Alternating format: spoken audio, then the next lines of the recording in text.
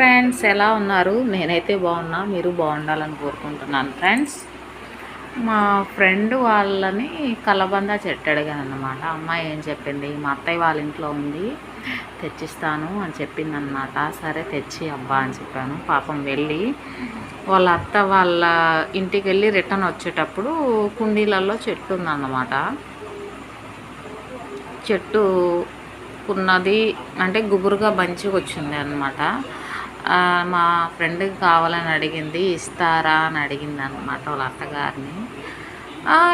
వద్దు వద్దు, ఇది మేము ఇవ్వము అని చెప్పేసి ఎప్పుడో ఒక 20 రోజుల క్రితం పెరికి పడేసిన పిలకలు ఉంటాయి కదా, కలబంద పిలకలు, ఎండిపోయిన పిలకలు, అవి కావాలంటే తీసుకెళ్ళు అని చెప్పేసి చెప్పారన్నమాట. ఆ పిలకలు అవిగా అక్కడ పడేస్తున్నాయి, అవి తీసుకోబో అని చెప్పారన్నమాట.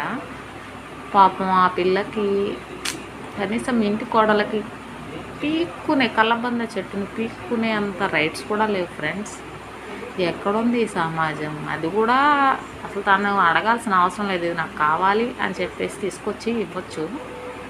కానీ వాళ్ళంతా గట్టి మనుషులు అన్నమాట. ఇట్లాంటి గట్టి మనుషుల్ని ఎక్కడ అంత గట్టితనం మళ్ళీ వీళ్ళు చేయకూడదు అన్నమాట, వాళ్ళు చేయొచ్చు.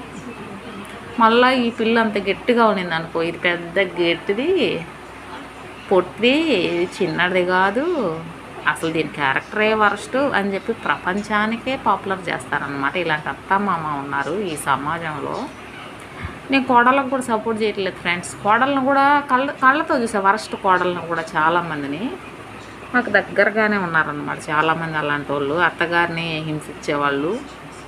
ఒక్కొక్కరు అదృష్టం ఆ దరిద్రపు వాటికి అనమాట. అలాంటి కోడళ్ళకి ఏంటంటే మంచి అత్తలు దొరుకుతారు.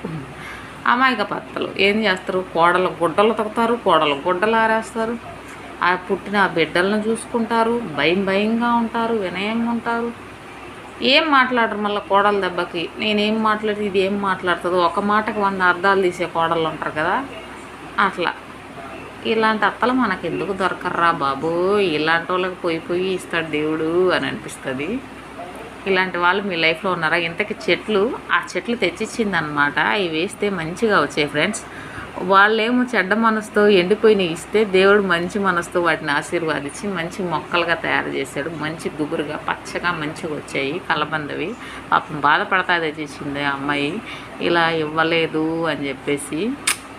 మీకు కూడా ఇలాంటి అత్తమ్మ ఉన్నారా? ఇప్పటికీ మీకు స్వతంత్రం రాలేదా మీ అత్తగారులలో? ఈ వీడియో నచ్చినట్లయితే లైక్ చేయండి, షేర్ చేయండి, కామెంట్ చేయండి ఫ్రెండ్స్, ఇలాంటి వాళ్ళు ఉంటే. ఓకేనా? Bye friends.